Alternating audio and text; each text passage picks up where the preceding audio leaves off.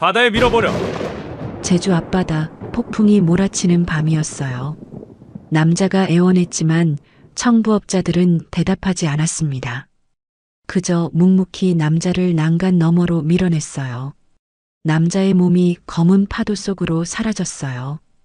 그런데 100m쯤 떨어진 곳, 거친 파도 한가운데 잠수복을 입은 해녀 유나가 이 광경을 지켜보고 있었어요. 가슴이 철렁 내려앉았습니다. 사람이 떨어졌어. 폭풍 속 바다는 죽음의 바다였습니다. 지금 저쪽으로 가면 유나 자신도 위험했어요. 가지 않으면 저 남잔 죽고 말 거야. 그리고는 곧장 어둠 속으로 잠수했어요. 남자가 떨어진 바로 그곳으로요. 이야기 시작 전에 구독, 좋아요와 함께 어디에서 보고 계신지도 댓글로 남겨주시면 반갑게 인사드리겠습니다. 제주 앞바다는 그날 유난히 거칠었습니다. 검은 구름이 하늘을 뒤덮고 바람은 울부짖듯 불어댔죠. 파도는 집채만하게 솟아올랐다가 무섭게 내리쳤습니다. 그런 바다 한가운데 30대의 해녀 유나는 물속에 잠겨 있었어요.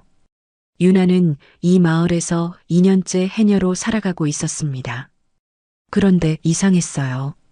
유나는 자신이 언제부터 이곳에 살았는지, 그 전에는 어디서 무엇을 했는지 전혀 기억하지 못했습니다. 마치 어느 날 갑자기 이 바다에 나타난 것처럼요.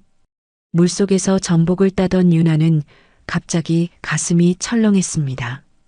이유를 알 수 없는 불안감이 온몸을 휘감았어요. 유나는 서둘러 수면 위로 올라왔습니다.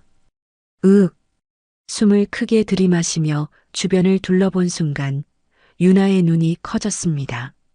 저 멀리 중형 선박 한 척이 보였어요. 폭풍 속에서 배가 심하게 흔들리고 있었죠. 그런데 이상했습니다. 이런 날씨에 저런 배가 바다 한가운데 있을 이유가 없었거든요. 유나는 본능적으로 그쪽으로 시선을 고정했습니다. 그때였어요. 배 위에서 무언가가 번쩍였습니다. 번개 불빛 아래 몇 명의 사람 그림자가 보였어요. 그리고 그 사람들이 한 남자를 난간 밖으로 밀어내고 있었습니다. 저게 뭐야? 유나는 믿을 수 없다는 듯 눈을 크게 떴습니다. 남자의 몸이 난간을 넘어 바다로 떨어졌어요. 검은 양복을 입은 남자는 그대로 파도 속으로 사라졌습니다. 사람이 떨어졌어. 유나의 머릿속이 하얘졌습니다. 가야 하나 말아야 하나. 폭풍우 속 바다는 죽음의 바다였어요. 지금 저쪽으로 가면 유나 자신도 위험했습니다. 하지만 그냥 둘 수는 없었어요. 안 돼, 사람이 죽어.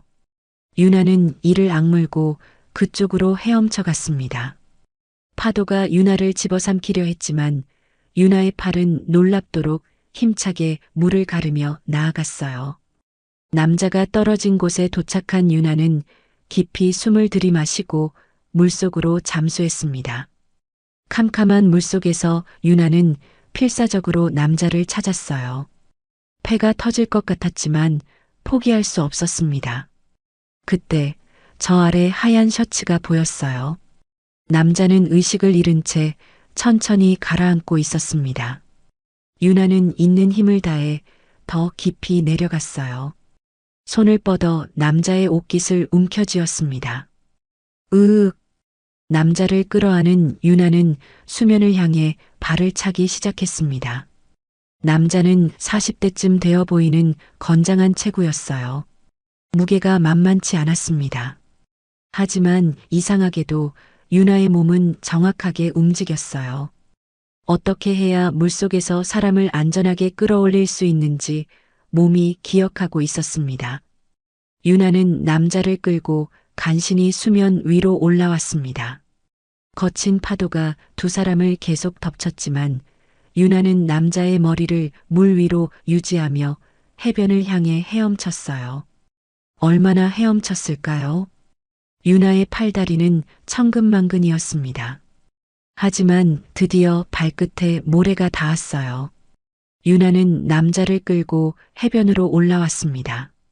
하하. 숨을 헐떡이며 남자를 모래 위에 눕혔습니다. 남자는 창백한 얼굴로 눈을 감고 있었어요. 숨을 쉬지 않았습니다. 안 돼, 안 돼요. 유나는 당황했지만 몸은 저절로 움직였습니다. 남자의 턱을 들어 올리고 기도를 확보했어요. 그리고는 남자의 입에 자신의 입을 대고 숨을 불어넣기 시작했습니다. 한 번, 두 번, 그리고 가슴을 힘껏 압박했어요. 살아나요, 제발. 유나는 필사적으로 심폐소생술을 계속했습니다. 그런데 이상했어요. 이런 응급처치를 어떻게 하는 걸까? 유나 자신도 놀랐습니다. 손은 정확하게 움직였고 호흡과 압박의 리듬도 완벽했어요. 으흡! 드디어 남자가 물을 토해내며 기침을 했습니다. 유나는 재빨리 남자를 옆으로 눕혀 물이 다 나오게 했어요. 다행이다. 유나는 그제야 안도의 한숨을 쉬었습니다. 온몸이 후들거렸어요. 그때 남자가 천천히 눈을 떴습니다. 초점 없는 눈동자가 유나를 바라봤어요. 누구? 남자의 목소리는 거칠고 낮았습니다. 유나는 남자를 자세히 봤어요. 짙은 눈썹에 날카로운 이목구비, 온몸이 흠뻑 젖었지만 고급스러운 양복을 입고 있었습니다. 손목에는 비싼 시계가 차여 있었어요. 저는 해녀예요. 당신이 바다에 빠지는 걸 봤어요. 유나의 말에 남자는 천천히 주변을 둘러봤습니다. 그리고 갑자기 몸을 일으키려 했어요. 움직이면 안 돼요. 지금은 쉬어야 해요. 유나가 남자를 붙잡았습니다. 남자는 유나를 빤히 쳐다봤어요. 그 눈빛에는 놀라움과 의심, 그리고 알 수 없는 감정이 섞여 있었습니다. 당신이 날 구했소? 네, 그런데 당신. 그때 멀리서 선장의 목소리가 들렸습니다. 유나 어디 있어? 여기요. 여기 있어요. 선장은 유나를 친딸처럼 돌봐주는 65의 다정한 어른이었어요. 선장이 달려오더니 바닥에 쓰러진 남자를 보고 깜짝 놀랐습니다. 이게 무슨 일이요? 사람을 구했어? 배에서 떨어지는 걸 봤어요. 그냥 둘 수가 없었어요. 선장은 유나의 손을 잡아 일으켰습니다. 그 순간 선장의 눈이 유나의 손목을 스쳤어요. 거친 굳은 살 사이로 오래된 흉터들이 보였습니다. 해녀의 손이 아니었어요. 뭔가 날카로운 것에 베인 듯한 전혀 다른 종류의 상처들이었습니다. 하지만 선장은 아무 말도 하지 않았어요. 그저 남자를 일으키며 말했습니다. 일단 우리 집으로 가세. 이 사람 옷부터 갈아입혀야겠어. 세 사람은 폭풍이 지나가는 밤 선장의 작은 집으로 향했습니다. 유나는 자신의 손을 내려다봤어요. 왜 이런 흉터가 있는지, 왜 응급처치를 할 수 있었는지 답은 여전히 없었습니다. 선장의 집은 해변에서 조금 떨어진 언덕 위에 있었습니다. 낡았지만 정갈한 단층 집이었어요. 선장은 남자를 방에 눕히고 마른 옷을 가져다 주었습니다. 여기서 옷 갈아입으시오. 나하고 체격이 비슷하니 입을 만할 거요. 남자는 고개를 끄덕이며 옷을 받았습니다. 선장과 유나는 밖으로 나와 부엌에서 따뜻한 차를 준비했어요. 유나, 너 괜찮아? 선장이 걱정스럽게 물었습니다. 유나는 고개를 끄덕였지만 사실 마음은 복잡했어요. 배에서 사람이 떨어지는 장면이 자꾸 머릿속에 떠올랐습니다. 누가 봐도 고의로 밀어낸 거였어요. 잠시 후 남자가 방에서 나왔습니다. 선장의 낡은 면바지와 티셔츠를 입었지만 여전히 범상치 않은 분위기가 풍겼어요. 남자는 거실 소파에 조심스럽게 앉았습니다. 먼저 감사하단 말을 해야겠소. 남자의 목소리는 낮고 침착했습니다. 유나는 차를 내밀며 조용히 물었어요. 당신은 누구세요? 그리고 왜 바다에? 남자는 잠시 말이 없었습니다. 찻잔을 들어 한 모금 마신 뒤 천천히 입을 열었어요. 제 이름은 김석진입니다. 서울에서 바이오 기업을 운영하고 있어요. 회사 이름을 말하면 아실 겁니다만 지금은 그게 중요하지 않소. 그럼 왜 바다에 빠지신 거예요? 유나의 질문에 김석진은 쓴웃음을 지었습니다. 그의 눈빛이 차갑게 가라앉았어요. 누군가 날 죽이려 했소. 정확히 말하면 내 가족이. 가족이요? 선장이 깜짝 놀라 되물었습니다. 김석진은 고개를 끄덕였어요. 제 아내와 남동생입니다. 둘이 짜고 날 바다에 던졌어요. 거실에 무거운 침묵이 흘렀습니다. 유나는 믿기지 않는다는 표정으로 김석진을 바라봤어요. 가족이 가족을 죽이려 하다니 상상할 수 없는 일이었습니다. 왜 그런 짓을 하는 거예요? 돈 때문이죠. 회사가 크게 성장하면서 주식 가치가 천문학적으로 올랐소. 내가 죽으면 아내가 전부 상속받게 돼 있었어요. 남동생은 어릴 때부터 내가 키운 사람입니다. 부모님 돌아가신 후 제가 대학까지 보냈죠. 그런데 그 녀석이 아내와 손을 잡았어요. 김석진의 목소리에 배신감이 묻어났습니다. 주먹을 불끈 쥐었다가 풀었어요. 증거도 있소. 며칠 전 우연히 둘이 나누는 대화를 녹음했습니다. 하지만 그걸 가지고 대응하기도 전에 먼저 당했군요. 유나는 가슴이 먹먹해졌습니다. 돈 때문에 형제가, 부부가 그런 짓을 하다니.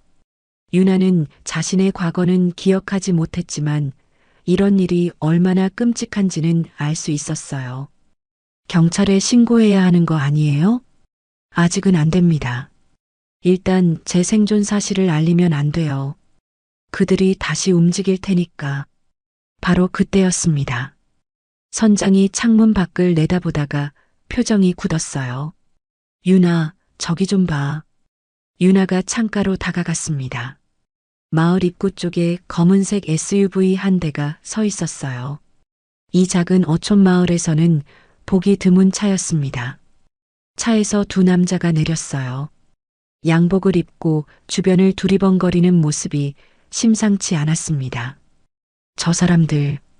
김석진이 창가로 다가와 차를 보더니 얼굴이 창백해졌어요. 저들입니다. 아내가 고용한 사람들이에요. 벌써 찾아온 거요. 뭐라고요? 제 시신을 확인하러 왔을 겁니다. 마무리를 확실하게 하기 위해서요. 선장이 급히 말했습니다. 일단 뒤쪽 방으로 숨으시오. 유나, 너도.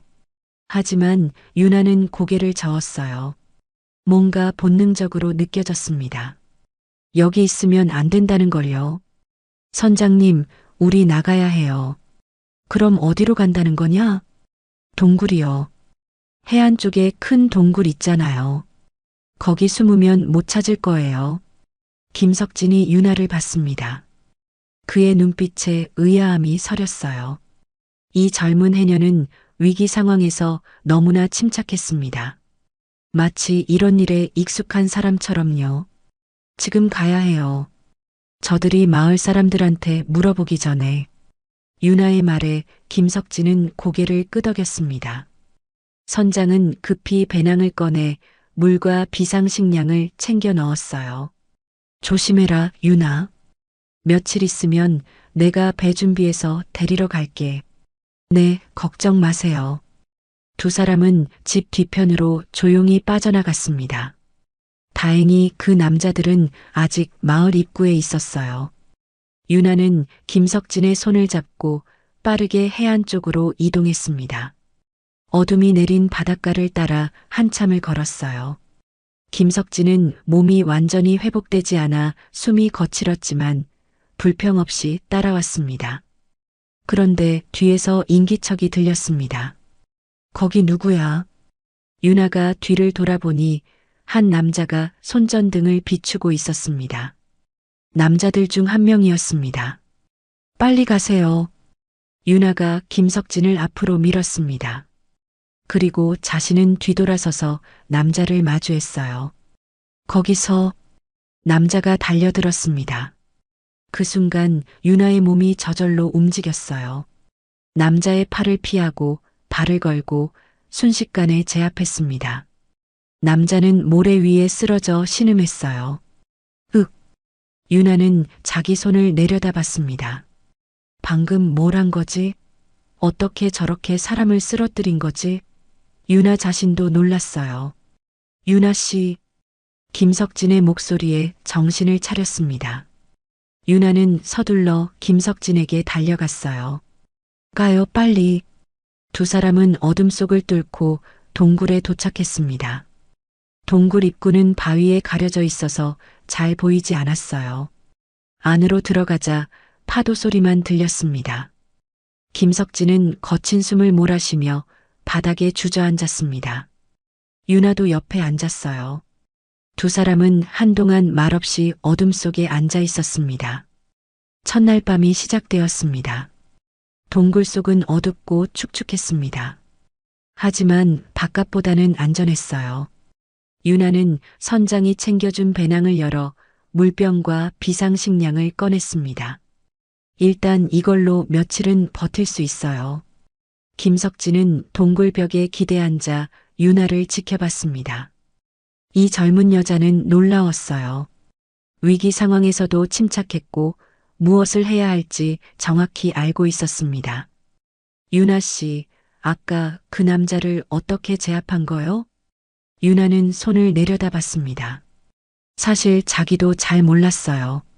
저도 잘 모르겠어요. 그냥 몸이 저절로 움직였어요. 그건 보통 사람이 할 수 있는 게 아니오. 당신 손목에 흉터며 응급처치 실력이며 보통 해녀가 아닌 것 같소? 유나는 입술을 깨물었습니다. 맞는 말이었어요. 하지만 자신이 누구인지 왜 이런 능력이 있는지 기억나지 않았습니다. 전 정말 기억이 없어요. 몇 년 전에 정신을 차렸을 때 선장님이 절 발견하셨대요. 해변에 쓰러져 있었다고요. 그 전 일은 아무것도 생각나지 않아요. 김석진의 눈빛이 부드러워졌습니다. 이 여자도 자신만큼이나 상처를 안고 있었어요. 첫날 밤을 보내고 아침이 밝았습니다. 유나는 동굴 밖으로 조심스럽게 나가 주변을 살폈어요. 다행히 추격자들은 보이지 않았습니다. 유나는 근처 샘에서 물을 길어왔고 먹을 수 있는 해조류도 몇 가지 챙겨왔어요. 이걸로 국을 끓일 수 있어요.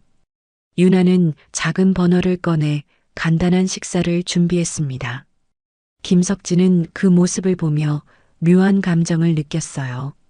자신의 아내는 한 번도 이런 모습을 보인 적이 없었습니다.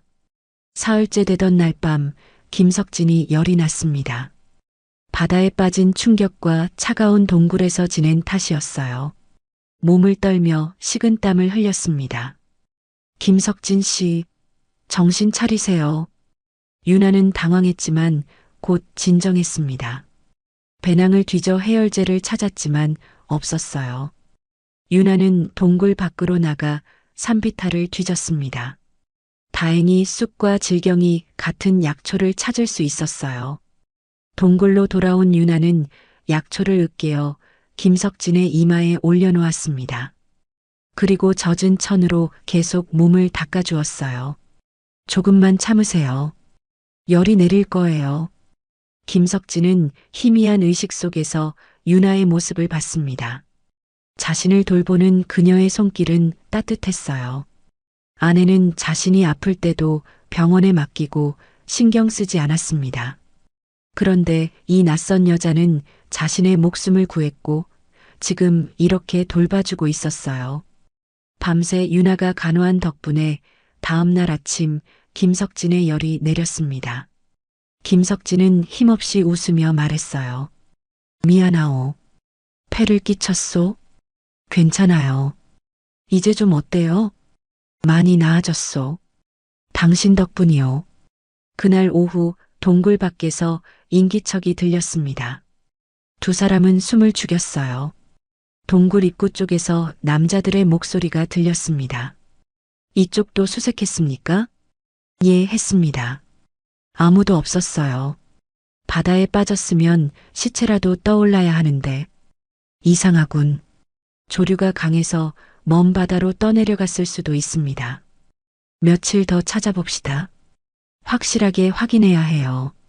발소리가 멀어졌습니다. 한참이 지나서야 유나와 김석진은 안도의 한숨을 쉬었어요. 아직 안전하지 않군요. 네, 조금 더 기다려야 할 것 같아요. 그날 밤 두 사람은 동굴 깊숙한 곳에 앉아 작은 불을 피웠습니다. 김석진이 먼저 입을 열었어요. 유나 씨, 왜 날 구했소? 위험한데도. 유나는 불빛을 바라보며 천천히 대답했습니다. 잘 모르겠어요. 그냥 그래야 할 것 같았어요. 사람이 죽는 걸 보고만 있을 수는 없잖아요. 당신은 착한 사람이요. 김석진은 쓸쓸하게 웃었습니다. 그리고 천천히 자신의 이야기를 시작했어요. 내 결혼은 정략 결혼이었소. 아내 집안이 사업에 필요했고 아내도 내 재산이 필요했지. 사랑은 없었소. 처음부터. 유나는 조용히 듣고 있었습니다. 남동생은 달랐어요. 부모님 돌아가시고 그 애를 키웠소. 대학 보내고 회사도 맡겼지. 내 동생이니까, 내 피부치니까. 그렇게 믿었소. 김석진의 목소리가 떨렸습니다. 근데 그 녀석이 내 아내와 날 배신한 거요. 둘이 짜고 날 죽이려 했어요. 돈 때문에. 그깟 돈 때문에. 유나는 가슴이 아팠습니다.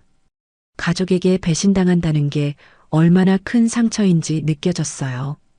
그런데 당신을 만났소. 날 살려준 사람을. 이유도 없이 대가도 바라지 않고. 김석진이 유나를 봤습니다. 그의 눈빛에 처음으로 따뜻함이 스며들었어요. 고맙소, 유나 씨. 진심으로. 유나는 고개를 끄덕였습니다. 그리고 작게 웃었어요. 김석진도 따라 웃었습니다.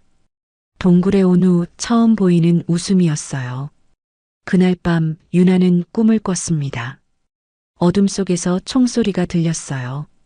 파도 소리, 그리고 누군가의 목소리. 요원바다, 귀환하라. 요원바다. 유나는 땀을 흘리며 잠에서 깼습니다. 가슴이 두근거렸어요. 요원바다? 그게 무슨 의미일까요? 옆에서 김석진이 조용히 잠들어 있었습니다.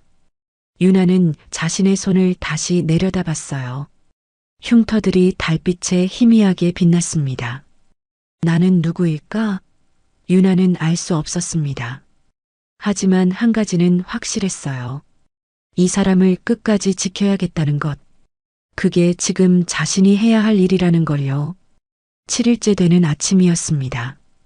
7일째 아침, 동굴 안에는 긴장감이 감돌았습니다. 식량이 바닥났어요. 물병도 마지막 한 병만 남았습니다. 이대로는 안 되겠소. 김석진이 걱정스럽게 말했습니다. 유나는 배낭을 정리하며 고개를 끄덕였어요. 제가 나가볼게요. 마을 근처 상점에서 먹을 것 좀 사올게요. 너무 위험하지 않소? 혹시 저들이 아직? 괜찮아요. 조심할게요. 여기 계세요. 유나는 모자를 깊이 눌러쓰고 동굴을 나섰습니다. 이른 아침이라 사람들이 많지 않았어요. 유나는 조심스럽게 마을 외곽 상점으로 향했습니다. 작은 구멍가게 앞에 도착했습니다. 주인 할머니는 유나를 알아보고 반갑게 맞아주셨어요. 유나 아가, 요새 못 봤네. 어디 갔었어? 바다 저쪽에서 일 좀 보고 왔어요. 할머니, 라면하고 물 좀 주세요. 물건을 사서 봉지에 담는데 밖에서 낯선 목소리가 들렸습니다. 이 근처에 젊은 여자 못 봤습니까? 유나는 몸을 숨기며 창문 너머를 살펴봤어요. 양복 입은 남자 3명이었습니다. 그 중 한 명은 며칠 전 유나가 제압했던 그 남자였어요. 젊은 여자? 여기는 다 아는 사람들 뿐인데. 할머니가 고개를 저으며 대답했습니다. 남자들은 주변을 더 둘러보다가 상점 쪽으로 걸어왔어요. 유나는 재빨리 뒷문으로 빠져나갔습니다. 하지만 너무 늦었어요. 한 남자가 유나를 발견했습니다. 저기다. 저 여자야. 세 남자가 일제히 달려들었습니다. 유나는 봉지를 떨어뜨리고 뒤돌아 달렸어요. 좁은 골목으로 들어섰지만 남자들은 바짝 쫓아왔습니다. 막다른 골목이었습니다. 유나는 벽에 가로막혔어요. 남자들이 유나를 에워쌌습니다. 이번엔 못 도망가. 남자 한 명이 허리춤에서 칼을 꺼냈습니다.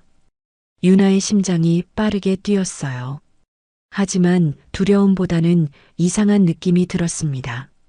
몸속에서 뭔가 깨어나는 것 같았어요. 첫 번째 남자가 칼을 들고 덤벼들었습니다. 유나의 몸이 저절로 움직였어요. 남자의 손목을 잡아 비틀고 무릎으로 배를 가격했습니다. 칼이 땅에 떨어졌어요. 흑! 남자가 쓰러졌습니다. 두 번째 남자가 뒤에서 유나를 붙잡으려 했어요.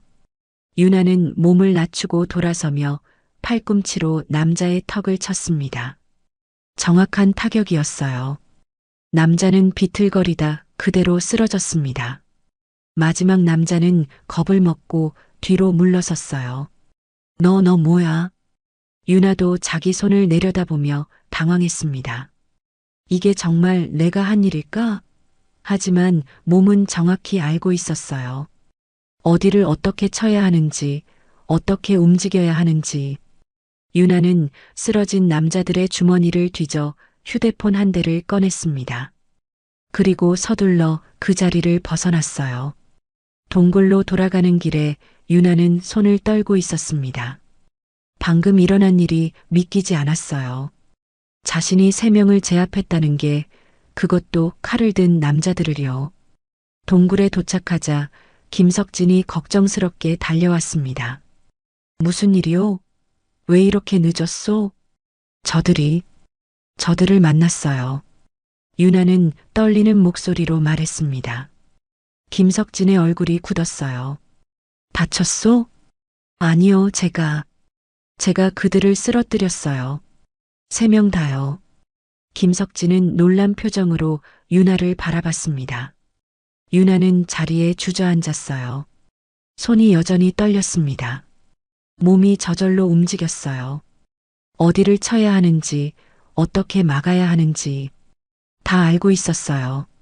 제가 무슨 짓을 한 건지. 김석진은 유나 옆에 앉아 그녀의 손을 잡았습니다.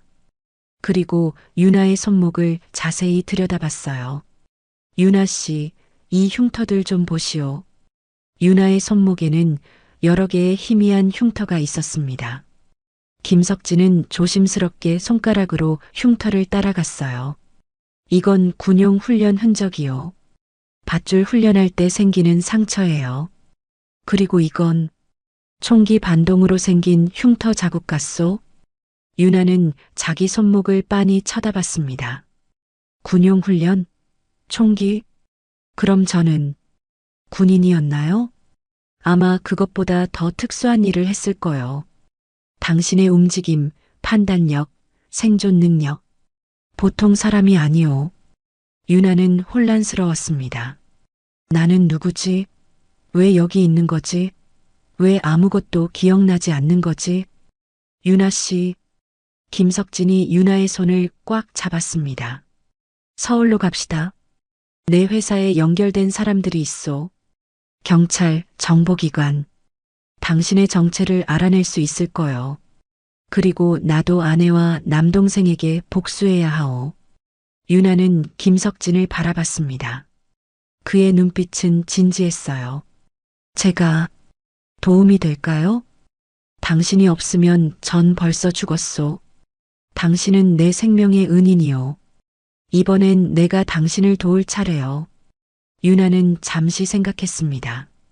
그리고 천천히 고개를 끄덕였어요. 좋아요. 함께 가요. 끝까지 함께 갈게요. 두 사람은 손을 맞잡았습니다. 그 순간 뭔가 단단한 유대감이 형성되는 걸 느꼈어요. 유나는 가져온 휴대폰으로 선장에게 전화를 걸었습니다. 선장님, 저예요. 유나예요. 유나, 괜찮은 거냐? 네, 괜찮아요. 선장님, 부탁이 있어요. 배 좀 준비해 주실 수 있으세요? 서울로 가야 해요. 서울? 위험하지 않겠어? 괜찮아요. 이제 도망만 칠 수는 없어요. 정면으로 맞서야 해요. 선장은 잠시 침묵하다가 대답했습니다. 알았다. 오늘 밤 북쪽 폭으로 와라. 내가 배 준비해 놓마. 고맙습니다, 선장님. 전화를 끊고 유나는 김석진을 봤습니다. 오늘 밤에 떠나요. 고맙소, 유나 씨. 두 사람은 동굴 밖 바다를 바라봤습니다. 7일간의 은신이 끝나가고 있었어요. 이제 새로운 싸움이 시작될 참이었습니다. 유나는 자신의 손을 다시 펼쳐봤습니다. 이 손이 누구를 지켜왔고 무엇을 해왔는지 곧 알게 될 거라고 믿었습니다. 밤 12시 북쪽 포구는 고요했습니다. 선장이 작은 어선을 준비해 놓고 기다리고 있었어요. 유나, 조심해라. 선장은 유나를 꼭 껴안았습니다. 유나는 선장의 등을 토닥이며 말했어요. 걱정 마세요. 금방 돌아올게요. 회장님께도 부탁하오. 우리 유나 잘 좀 지켜주시오. 제 목숨을 걸고 지키겠습니다. 김석진이 선장에게 고개 숙여 인사했습니다. 세 사람은 배에 올랐어요. 엔진 소리가 작게 울리며 배가 출발했습니다. 인천까지는 배로 5시간이 걸렸습니다. 유나는 갑판에 앉아 검은 바다를 바라봤어요. 7일 전 김석진을 구했던 그 바다였습니다. 이제 그 바다를 건너 새로운 싸움터로 가는 거였어요. 걱정돼오? 김석진이 옆에 앉으며 물었습니다. 유나는 고개를 저었어요. 아니요. 괜찮아요. 그냥 앞으로 뭐가 기다리고 있을까 싶어서요. 두렵지 않소? 두려움보다는 궁금해요. 제가 누군지, 왜 이런 능력이 있는지. 김석진은 유나의 어깨를 가볍게 두드렸습니다. 다 알게 될 거요. 약속하오. 새벽 5시 배는 인천 외곽의 작은 항구에 도착했습니다. 김석진은 미리 연락해둔 김비서를 불렀어요. 1시간쯤 지나자 검은색 세단 한 대가 항구 입구에 멈춰섰습니다. 차에서 내린 남자는 50대쯤 되어 보였어요. 반백의 머리에 검은 태안경을 쓴 점잖아 보이는 인상이었습니다. 김비서였어요. 회장님. 김비서는 달려와 김석진을 붙잡았습니다. 목소리가 떨렸어요. 정말 살아계셨군요. 제가 얼마나 고생했소, 김비서. 두 사람은 한참 동안 손을 맞잡고 있었습니다. 김비서의 눈가가 붉어졌어요. 이분은? 김비서가 유나를 보며 물었습니다. 경계하는 눈빛이었어요. 날 구해준 은인이요. 유나 씨라고 하오. 처음 뵙겠습니다. 유나가 인사했지만 김비서는 차갑게 고개만 까닥였습니다. 일단 차에 타시죠. 여기는 위험합니다. 세 사람은 차에 올랐어요. 김비서가 운전대를 잡고 출발했습니다. 회장님, 상황이 좋지 않습니다. 사모님과 도련님이 회장님 장례식까지 치렀어요. 일주일 전에요. 뭐? 김석진의 목소리가 날카로워졌습니다. 시신도 없이 장례식을? 해양경찰에 실종 신고하고 사망 추정 판결 받았습니다. 그리고 지금 재산 분할 절차를 밟고 있어요. 회사 주식 대부분이 사모님 명의로 넘어가는 중입니다. 김석진은 주먹을 불끈 쥐었습니다. 이를 갈며 창밖을 봤어요. 그 정도까지 더 있습니다. 도련님이 회사 부사장으로 취임했어요. 사모님과 함께 경영권을 완전히 장악한 상태입니다. 차 안이 무겁게 가라앉았습니다. 유나는 조용히 앉아 있었지만 김석진의 분노가 느껴졌어요. 어디로 가는 거요? 일단 안가로 모시겠습니다. 제가 몇 년 전에 마련해둔 곳인데 아무도 모르는 곳이에요. 차는 서울 외곽으로 달렸습니다. 그런데 김 비서가 백미러를 자꾸 쳐다봤어요. 뒤에 차가 하나 따라오는 것 같습니다. 유나가 뒤를 돌아봤습니다. 멀리 헤드라이트가 보였어요. 같은 거리를 유지하며 따라오고 있었습니다. 확실해요? 네, 두 번째 교차로에서부터 따라왔습니다. 김 비서는 침착하게 핸들을 꺾어 우회 도로로 진입했습니다. 뒷차도 방향을 바꿨어요. 미행이 맞습니다. 저들이 요새 저도 감시하는 중입니다. 유나의 눈빛이 날카로워졌습니다. 손이 저절로 문 손잡이를 잡았어요. 저들을 따돌려야 해요. 김 비서는 속도를 높였습니다. 복잡한 골목길로 들어가 여러 번 방향을 바꿨어요. 한참을 달린 끝에 뒷차가 보이지 않게 됐습니다. 다 따돌린 것 같습니다. 모두 안도의 한숨을 쉬었어요. 1시간쯤 더 달려 안가에 도착했습니다. 한적한 주택가의 2층짜리 단독주택이었어요. 담장이 높아서 밖에서는 잘 보이지 않았습니다. 여기서 당분간 머무시면 됩니다. 집안은 깨끗했습니다. 필요한 물품들도 다 갖춰져 있었어요. 김 비서가 주방에서 뜨거운 차를 준비했습니다. 이분 신부는 어떻게 하시겠습니까? 김 비서가 유나를 힐끗 보며 물었습니다. 여전히 경계하는 눈빛이었어요. 신분증이 필요하오. 위조라도 좋으니 만들어주시오. 회장님, 이 여자가 정말 믿을 만한 겁니까? 김 비서의 말에 유나가 눈썹을 찌푸렸습니다. 김석진이 손을 들어 말을 막았어요. 김 비서, 유나 씨는 날 2번이나 살렸소. 그녀 없었으면 전 벌써 죽었어요. 의심하지 마시오. 하지만 신원도 불분명한 사람을. 충분하오. 김석진의 목소리에 힘이 실렸습니다. 김 비서는 입을 다물었어요. 유나 씨는 내 보디가드요. 앞으로 내 옆에서 날 지켜줄 거요. 그리고 증거 수집에도 함께 할 거요. 김 비서는 마지못해 고개를 끄덕였습니다. 알겠습니다. 신분증은 이틀 안에 준비하겠습니다. 이제 본격적으로 계획을 세워야 하오. 어떻게 증거를 확보할 건지. 세 사람은 거실 테이블에 둘러앉았습니다. 김 비서가 서류 몇 장을 꺼냈어요. 일단 회사 서버에 접근해야 합니다. 횡령 증거가 거기 있을 겁니다. 그리고 사모님과 도련님의 계좌 추적도 필요해요. 회사 서버는 어떻게 들어가오? 회장님 권한이 아직 살아있습니다. 비밀번호만 있으면 원격 접속 가능해요. 좋아. 그걸로 일단 자료를 빼내자. 유나가 조용히 물었습니다. 제가 할 일은 뭐예요? 김석진이 유나를 봤습니다. 당신은 날 지켜주시오. 그리고 필요하면 현장에 직접 들어가 증거를 확보하는 일도 해야 할 거요. 유나는 고개를 끄덕였습니다. 김 비서는 여전히 불편한 표정이었지만 더 이상 반대하지 않았어요. 내일부터 시작합시다. 김석진의 말에 모두 고개를 끄덕였습니다. 긴 밤이 지나가고 있었어요. 복수의 첫 발을 내딛는 순간이었습니다. 다음 날 저녁 세 사람은 김석진의 회사 건물 앞에 도착했습니다. 강남 한복판의 20층짜리 유리 건물이었어요. 회사 이름이 큼지막하게 붙어 있었습니다. 저게 제가 세운 회사요.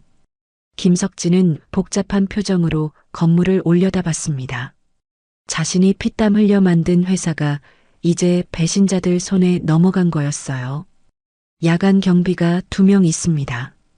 한 명은 로빅, 한 명은 지하 주차장이에요. 김 비서가 건물 구조를 설명했습니다. 유나는 집중해서 들었어요. 회장실은 18층입니다. 서버실이 바로 옆에 붙어 있어요. 경비 교대 시간은? 유나가 물었습니다. 김 비서가 시계를 봤어요. 밤 11시입니다. 그때 잠깐 공백이 생겨요. 그 시간을 노립시다.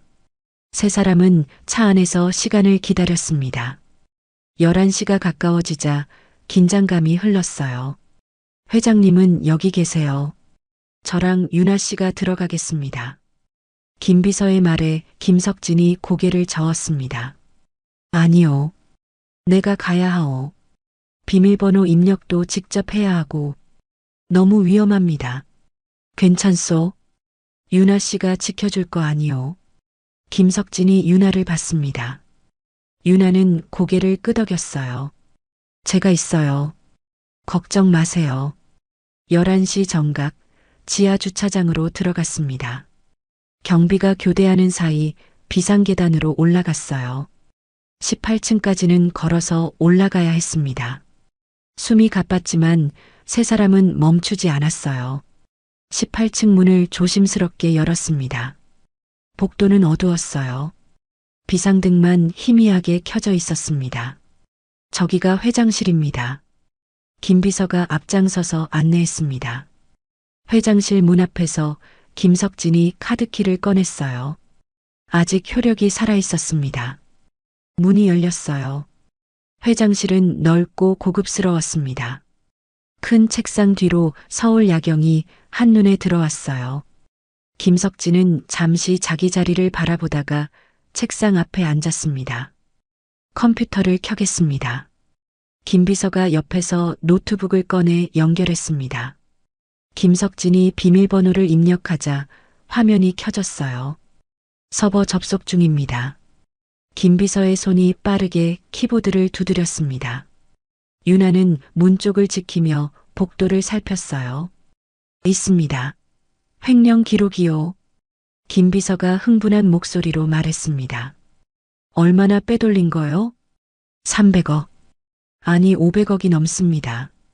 전부 사모님과 도련님 명의 해외 계좌로 빠져나갔어요. 김석진의 얼굴이 굳었습니다. 이를 악물었어요. 복사하시오. 전부.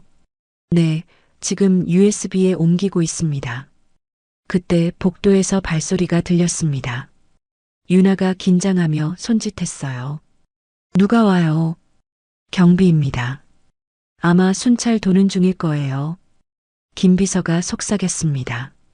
발소리가 점점 가까워졌어요. 세 사람은 숨을 죽였습니다. 경비가 회장실 앞을 지나갔습니다. 잠시 멈춰서더니 문 손잡이를 잡았어요. 유나의 심장이 쿵쾅거렸습니다. 이상하네. 불이 꺼져 있는 것 같은데. 경비가 중얼거렸습니다. 그때 유나가 재빨리 움직였어요. 문 뒤에 숨어 있다가 경비가 들어오는 순간 뒤에서 목을 졸랐습니다. 흑! 경비는 소리도 못 지르고 의식을 잃었어요. 유나가 조심스럽게 바닥에 눕혔습니다. 괜찮아요. 잠시 기절한 것뿐이에요. 김석진과 김 비서가 놀란 눈으로 유나를 봤습니다. 유나의 움직임은 너무나 자연스럽고 정확했어요. 빨리 끝냅시다. 네, 거의 다 됐습니다. 조금만. 김 비서가 마지막 파일을 복사했습니다. USB를 뽑아 주머니에 넣었어요. 다 됐습니다. 가시죠. 세 사람은 서둘러 회장실을 나왔습니다. 경비는 여전히 의식이 없었어요. 비상계단으로 내려가 지하 주차장으로 빠져나왔습니다. 차에 타자마자 김 비서가 시동을 걸었습니다. 건물에서 멀어질 때까지 아무도 말하지 않았어요. 안가에 도착한 건 새벽 1시였습니다. 모두 지쳐 있었어요. 김 비서는 USB를 컴퓨터에 연결해 자료를 확인했습니다. 완벽합니다. 횡령 증거, 계좌 이체 내역, 전부 있어요. 그리고 이것 좀 보세요. 김 비서가 한 파일을 열었습니다. 문자 메시지 기록이었어요. 남편을 없애야 해. 이번이 마지막 기회야. 바다에 던지면 시체도 못 찾아. 완벽해. 아내와 남동생이 주고받은 메시지였습니다. 살해를 계획한 증거였어요. 김석진은 화면을 보며 주먹을 쥐었습니다. 분노와 배신감이 뒤섞였어요. 이제 끝장을 볼 수 있겠군.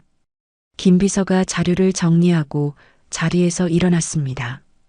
오늘은 여기서 쉬겠습니다. 내일 다시 만나서 계획을 세우죠. 김 비서가 나가고 거실에는 김석진과 유나만 남았습니다. 김석진은 소파에 앉아 고개를 떨구었어요. 유나는 주방으로 가서 따뜻한 차를 준비했습니다. 찻잔을 김석진 앞에 내밀었어요. 드세요. 고맙소. 김석진이 차를 한 모금 마시며 유나를 봤습니다. 당신 없었으면 오늘도 실패했을 거요. 경비를 그렇게 제압하다니. 몸이 저절로 움직였어요. 신기하죠? 유나는 쓸쓸하게 웃었습니다. 김석진이 유나 손을 잡았어요. 유나 씨, 당신은 특별한 사람이요. 누가 뭐래도 저는 제가 누군지도 모르는데요.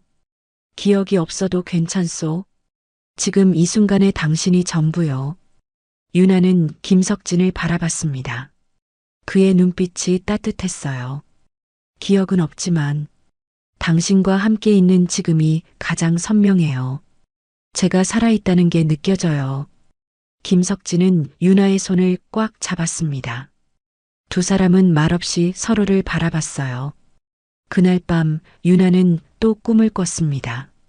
어두운 방에서 누군가 말했어요. 요원 코드명 받아. 임무를 시작하라. 요원 받아, 귀환대기. 받아, 응답하라. 유나는 땀을 흘리며 잠에서 깼습니다. 요원 받아. 그게 나인가? 유나는 자신의 손을 봤어요. 이 손이 뭘 했는지 곧 알게 될 거라 믿었습니다. 다음 날 아침 김석진이 결심에 찬 표정으로 말했습니다. 이제 아내를 직접 마주해야겠소. 끝장을 낼 때가 됐어요. 다음 날 오전 안가 거실에서 작전 회의가 열렸습니다. 김석진과 김비서 그리고 유나가 테이블에 둘러앉았어요. 이제 정면 승부를 해야 하오. 김석진이 결연한 표정으로 말했습니다. 안가 위치를 흘리는 겁니다. 일부러요. 그들을 불안하게 하는 증거를 일부러 흘려서 오지 않을 수 없게끔 만드는 겁니다.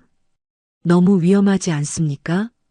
김비서가 걱정스럽게 물었습니다. 김석진은 고개를 저었어요. 아니요. 이번엔 경찰과 함께 움직일 겁니다. 현행범으로 체포하는 거요. 경찰이 협조하겠습니까? 우리한테 확실한 증거가 있지 않소? 횡령 증거에 살해모의 문자까지. 경찰도 움직일 수밖에 없을 거요. 김비서는 잠시 생각하다가 고개를 끄덕였습니다. 제가 아는 형사가 한 명 있습니다. 강력계 반장인데 믿을 만한 사람이에요. 좋소. 그 사람과 먼저 접촉해 보시오. 김비서는 전화를 걸어 형사 반장과 약속을 잡았습니다. 2시간 뒤 안가 근처 조용한 카페에서 만났어요. 형사 반장은 50대의 다부진 남자였습니다. 주름진 얼굴에 날카로운 눈빛을 가진 사람이었어요. 이게 무슨 일입니까, 김 비서님? 김 비서가 USB를 건넸습니다. 이 안에 모든 증거가 있습니다. 횡령, 살인 교사, 살인 미수, 전부요. 형사 반장이 USB를 받아 노트북에 연결했습니다. 파일을 하나씩 열어보더니 표정이 굳어졌어요. 이건 심각한데요. 이 정도면 즉시 체포할 수 있습니다. 문제는 현장을 잡아야 한다는 겁니다. 이번에 또 살인을 시도하게 만들 겁니다. 형사 반장의 눈이 커졌습니다. 위험하지 않습니까? 저희가 준비하겠습니다. 반장님은 인력만 배치해 주세요. 잠복 수사조로요. 형사 반장은 한참 고민하더니 고개를 끄덕였어요. 알겠습니다. 협조하죠. 대신 제 지휘를 따라주셔야 합니다. 물론입니다. 다음 날 경찰 잠복조가 안가 주변에 배치됐습니다. 일반 시민으로 위장한 형사 4명이 근처 건물과 골목에 숨었어요. CCTV도 몇 군데 설치했습니다. 준비 완료했습니다. 형사반장이 무전으로 보고했습니다. 김석진은 안가 안에서 긴장된 표정으로 기다렸어요. 이제 미끼를 던질 시간이요. 김비서는 조심스럽게 전화를 걸었습니다. 아내 쪽 사람으로 알려진 회사 직원에게였어요. 실례지만 중요한 정보가 있어서요. 회장님이 살아계신 것 같습니다. 뭐라고요? 전화 너머로 놀란 목소리가 들렸습니다. 어디 계신데요? 김비서가 주소를 알려줬습니다. 안가의 정확한 위치였어요. 전화를 끊고 김비서는 긴장한 얼굴로 돌아왔습니다. 됐습니다. 이제 올 겁니다. 유나는 창가에 서서 밖을 지켜봤습니다.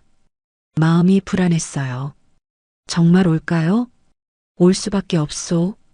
내가 살아있는 한 그들은 끝이니까. 김석진이 유나 옆으로 다가왔습니다. 무서우시오? 아니요. 그냥 당신이 다칠까봐 걱정돼요. 김석진은 유나의 손을 잡았습니다. 당신이 지켜줄 거 아니오. 믿소. 유나는 김석진을 봤습니다. 그리고 진지하게 말했어요. 제 뒤에만 계세요. 뭐가 있어도 제가 먼저 막을게요. 고맙소. 두 사람은 잠시 손을 맞잡고 서 있었습니다. 김비서가 기침 소리를 내며 분위기를 환기시켰어요. 준비 운동이라도 하시죠. 몸을 풀어야 합니다. 유나는 마당으로 나가 몸을 풀기 시작했습니다. 스트레칭을 하고 발차기 동작을 연습했어요. 움직임이 정확하고 날카로웠습니다. 유나 씨, 제게도 좀 가르쳐 주시겠소? 김석진이 다가왔습니다. 유나는 고개를 끄덕였어요. 기본적인 방어 자세만 알려드릴게요.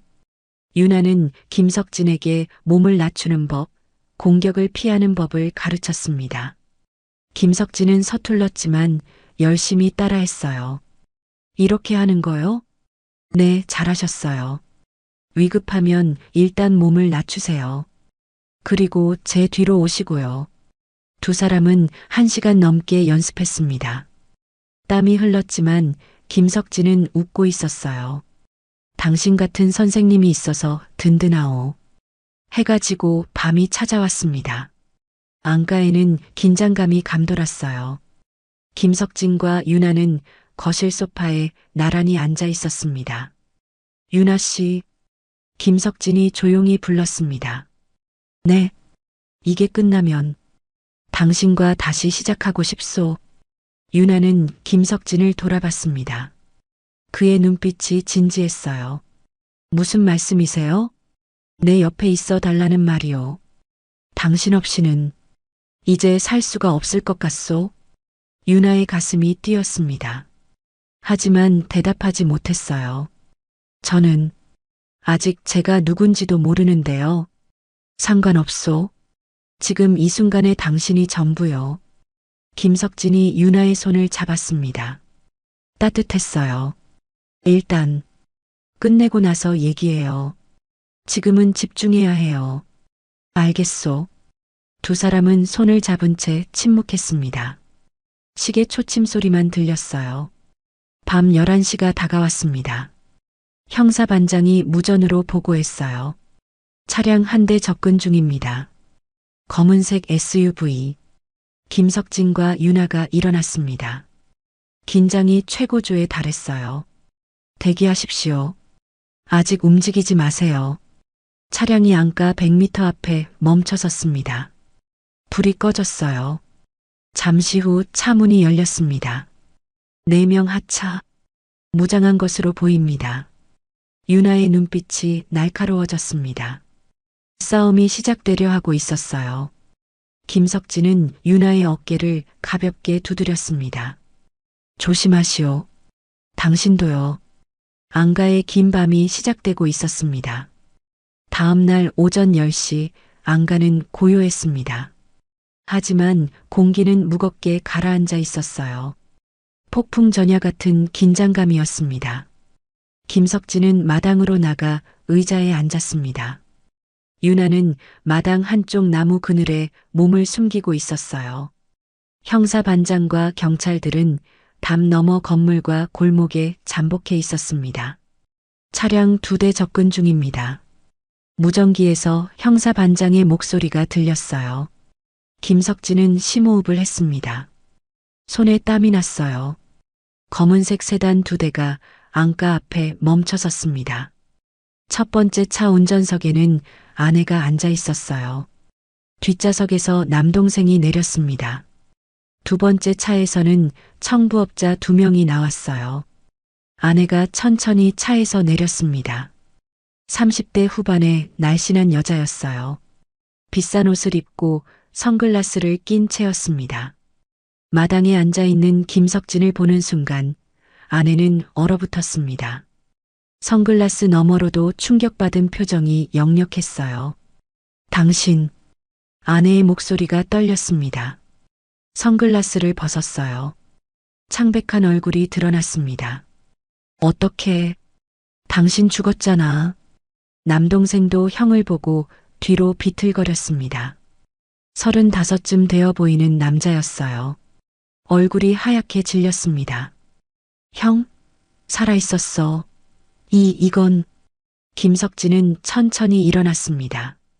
차가운 눈빛으로 두 사람을 바라봤어요. 놀랐나? 바다가 날 살려줬더군. 아내는 뒤로 한 걸음 물러섰습니다. 불가능해. 우리가 확실히 확인했는데. 아내는 주변을 둘러봤어요. 뭔가 잘못됐다는 걸 본능적으로 느꼈습니다. 뭐야? 이건 함정이야? 청부업자 2명이 허리춤에 손을 가져갔습니다. 무기를 꺼내려는 동작이었어요. 그때 마당 한쪽에서 유나가 나타났습니다. 쓸데없는 짓 하지 마세요. 유나의 목소리는 조용했지만 단호했습니다. 청부업자들이 유나를 봤어요. 며칠 전 자기들을 제압한 그 여자였습니다. 너는 남동생이 형 앞으로 다가가려 했어요. 형, 우리 얘기 좀 하자. 오해야. 다 오해였어. 오해? 김석진이 비웃었습니다.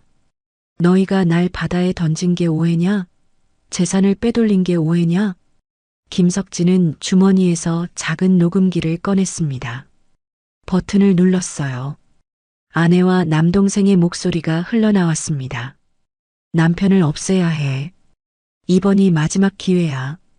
바다에 던지면 시체도 못 찾아. 완벽해. 횡령한 돈은 스위스 계좌로 다 옮겼어? 당연하지. 남편이 죽으면 회사는 우리 거야. 녹음이 계속됐습니다. 살해 계획부터 재산 분할 이야기까지 모든 게 담겨 있었어요. 아내의 얼굴이 새하얗게 변했습니다. 남동생은 그 자리에 주저앉았어요. 형, 미안해. 나도 어쩔 수 없었어. 형수가, 닥쳐. 아내가 날카롭게 소리쳤습니다. 그리고 김석진을 노려봤어요. 이건 조작이야. 당신이 만들어낸 거라고. 조작? 김석진이 한 걸음 다가갔습니다. 내 목소리가 조작이야? 내 계좌로 들어간 500억이 조작이야? 당신이 증거를 꾸며낸 거잖아. 경찰이 다 듣고 있어. 김석진이 주변을 가리켰습니다. 너희는 끝났어. 지금 이 순간도 녹음되고 있고 경찰이 전부 지켜보고 있어. 아내는 주변을 둘러봤습니다. 멀리 건물 옥상에서 반짝이는 게 보였어요. 카메라 렌즈였습니다. 담 너머에서도 인기척이 느껴졌어요. 형사반장이 무전으로 속삭였습니다. 대기. 조금만 더 대기. 아내의 눈빛이 변했습니다. 극단적인 선택을 하려는 눈빛이었어요. 이성이 무너진 표정이었습니다. 그래, 끝이야. 아내가 중얼거렸습니다. 그럼 너도 같이 끝내야지. 아내가 갑자기 차 쪽으로 뛰어갔습니다. 유나가 막으려 했지만 아내가 더 빨랐어요. 운전석에 올라타 문을 잠갔습니다. 형수? 남동생이 외쳤습니다. 형수? 안 돼. 시동이 걸렸습니다. 엔진 소리가 요란하게 울렸어요. 경찰들이 뛰어나왔습니다. 차를 멈춰. 시동 꺼. 나와. 당장 나와. 하지만 아내는 듣지 않았습니다. 핸들을 꺾고 엑셀을 밟았어요. 차가 급회전 나며 마당 쪽을 향했습니다. 김석진이 서 있는 쪽으로요. 유나의 눈이 커졌습니다. 위험해요. 피하세요. 차량이 속도를 올리며 김석진을 향해 돌진했습니다. 경찰들이 총을 겨눴어요. 정지. 차를 멈춰. 사격한다. 하지만 아내는 멈추지 않았습니다. 차는 더 빨라졌어요. 20m, 15m, 10m. 김석진은 그 자리에 얼어붙었습니다. 눈앞으로 차가 달려오는데 몸이 움직이지 않았어요. 5m. 그 순간 유나가 전력으로 뛰어들었습니다. 긴 밤이 절정으로 치달았습니다. 유나가 전력으로 달렸습니다. 마당을 가로질러 김석진에게 달려갔어요. 시간이 느리게 흐르는 것 같았습니다. 차는 멈추지 않았습니다. 5m, 3m. 안 돼. 유나가 김석진을 향해 몸을 날렸습니다. 두 팔로 김석진을 밀어냈어요. 김석진은 옆으로 굴러 떨어졌습니다. 그 순간 차가 유나를 정면으로 들이받았습니다. 흑! 둔탁한 소리와 함께 유나의 몸이 공중으로 튕겨 올라갔어요. 5m쯤 날아가 마당 바닥에 떨어졌습니다. 몸이 한 바퀴 구르며 멈췄어요. 유나! 김석진의 비명 같은 외침이 울려 퍼졌습니다. 차는 급정거했습니다. 타이어가 땅을 긁는 소리가 요란했어요. 담장 가까이 멈춰섰습니다. 경찰들이 일제히 뛰어나왔습니다. 차량을 순식간에 포위했어요. 손들어. 차에서 나와. 저항하지 마. 나와. 형사반장이 운전석 문을 열었습니다. 아내를 끌어냈어요. 아내는 넋이 나간 얼굴로 끌려 나왔습니다. 살인 미수 현행범으로 체포한다. 수갑이 채워졌습니다. 남동생도 경찰에게 붙잡혔어요. 얼굴이 눈물로 범벅이 된 채 무릎을 꿇었습니다. 형, 미안해. 형, 청부업자 2명도 즉시 제압당했습니다. 모두 수갑이 채워지고 연행됐어요. 하지만 김석진은 그쪽을 보지 않았습니다. 유나에게 기어가듯 달려갔어요. 유나, 유나. 유나는 바닥에 쓰러져 있었습니다. 입가에서 피가 흘러나왔어요. 다리가 이상한 각도로 꺾여 있었습니다. 골절이 분명했어요. 유나, 정신 차려. 눈 떠. 김석진이 유나를 안아 올렸습니다. 손이 피로 젖었어요. 온몸이 떨렸습니다. 유나가 천천히 눈을 떴습니다. 초점이 흐릿했어요. 하지만 미소를 지었습니다. 살았죠? 목소리가 가까스로 나왔습니다. 당신이 또 날 살렸소. 김석진의 목소리가 떨렸습니다. 눈물이 쏟아졌어요. 제발 버텨요. 구급차 온다. 조금만 참아요. 유나는 김석진의 얼굴을 바라봤습니다. 손을 들어 그의 뺨을 닦아주려 했어요. 하지만 힘이 없었습니다. 손이 떨어졌습니다. 괜찮아요. 전 괜찮아요. 안 괜찮소? 당신 없으면 난. 김석진이 유나를 꽉 안았습니다. 흐느꼈어요.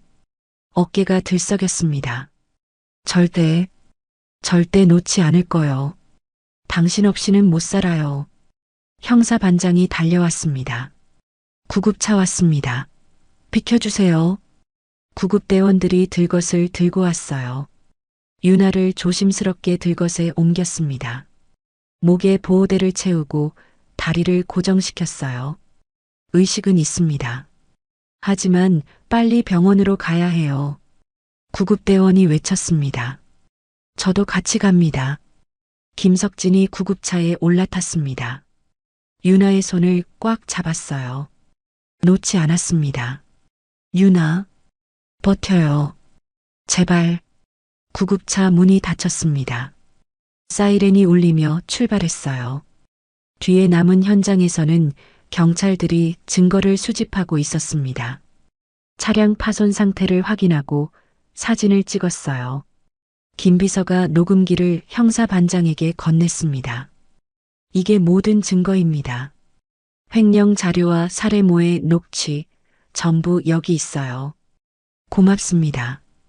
이 정도면 완벽하게 기소할 수 있습니다. 아내는 경찰차에 태워졌습니다. 멍한 표정으로 앉아 있었어요. 현실을 받아들이지 못하는 얼굴이었습니다. 남동생은 바닥에 주저앉아 울고 있었습니다. 형수님, 내가 뭔 짓을. 경찰이 그를 일으켜 세웠습니다. 수갑이 손목을 차갑게 조였어요. 김서구 씨 살인 교사 및 공모, 횡령 혐의로 체포합니다. 묵비권을 행사할 수 있으며 경찰차들이 하나둘 출발했습니다. 배신자들을 태우고 경찰서로 향했어요. 김 비서는 그 모습을 지켜보다가 한숨을 쉬었습니다. 긴 싸움이 끝났어요. 하지만 마음은 무겁기만 했습니다. 병원 응급실 앞 김석진은 복도를 오가며 기다렸습니다. 손에는 여전히 유나의 피가 묻어 있었어요. 수술 중이라는 빨간 불이 켜져 있었습니다. 1시간, 2시간, 3시간, 5시간이 지나서야 수술실 문이 열렸습니다. 의사가 나왔어요. 보호자분? 김석진이 달려갔습니다. 저요. 유나 씨는 괜찮습니까? 다행히 생명에는 지장 없습니다. 내부 출혈이 심했고 다리 골절이 있었지만 수술은 성공적이었어요. 김석진은 그 자리에 주저앉았습니다. 안도의 눈물이 흘렀어요. 고맙습니다. 정말 고맙습니다. 중환자실로 옮길 겁니다. 이틀 정도 지나면 의식을 회복할 거예요. 김석진은 고개를 끄덕였습니다. 온몸에 힘이 빠졌어요. 김 비서가 복도 끝에서 달려왔습니다. 회장님, 어떻게 됐습니까? 살았소. 유나 씨가 살았어요. 김석진은 벽에 기대 주저앉았습니다. 얼굴을 손으로 가렸어요. 어깨가 떨렸습니다. 당신이 또 날 살렸소. 2번이나. 김 비서는 옆에 앉아 조용히 기다려줬습니다. 밤이 깊어갔습니다. 중환자실 창문 너머로 유나가 보였어요. 산소 마스크를 쓰고 누워 있었습니다. 김석진은 유리창에 손을 댔습니다. 꼭 깨어나시오. 제발. 긴 밤이 지나가고 있었습니다. 이틀 후 유나가 눈을 떴습니다. 천장에 하얀 형광등이 눈부셨어요. 어디선가 기계 소리가 들렸습니다. 여기는.